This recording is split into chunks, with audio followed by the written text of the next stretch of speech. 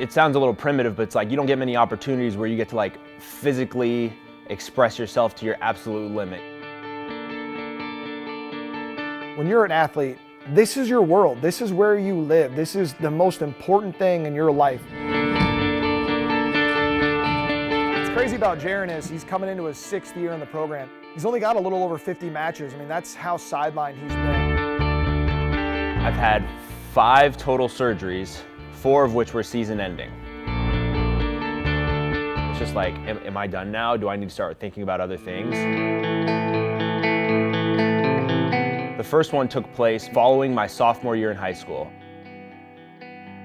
I was coming into my redshirt freshman year. That's when I had tore my ACL a second time, and then I rehab off of that. Come October, my knee's bothering me. I go to get an MRI again, and then he's like, yeah, your left ACL is torn again. So is part of your meniscus. The first tournament the following year, we're at the Princeton Open. We're going into the semifinals match. He comes down right on my right leg, and it tears. Every wrestler can probably check this box, don't cry in public. So I got behind the bleachers, and that's when I really started to cry. You know, I need to have a long sit down with myself and determine if this is what I really wanted to do. At the end of the day, you really don't have many opportunities to go out there and just brawl with somebody. I said, I'm not stopping until I'm dead. I'm wrestling until they tell me that I can't anymore.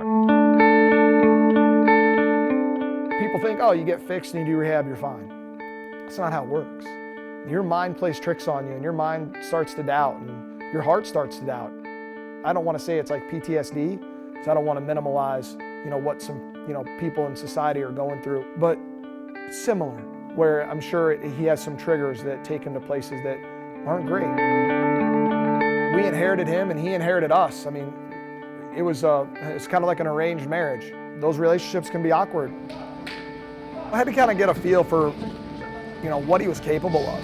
And not what he thought he was capable of, but what his body physically was capable of. Last year, it took Jaron a little bit to buy in.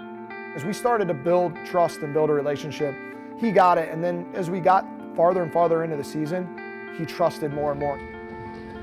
He knows that I'm not gonna baby out of a practice. I'm gonna be like, hey, my knee's hurt, I need to, it's one of those days.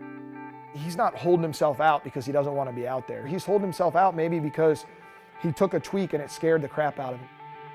And there was a time where I wanted him to go, and he just wasn't in a good spot. And we had a pretty long discussion about it, and he didn't go.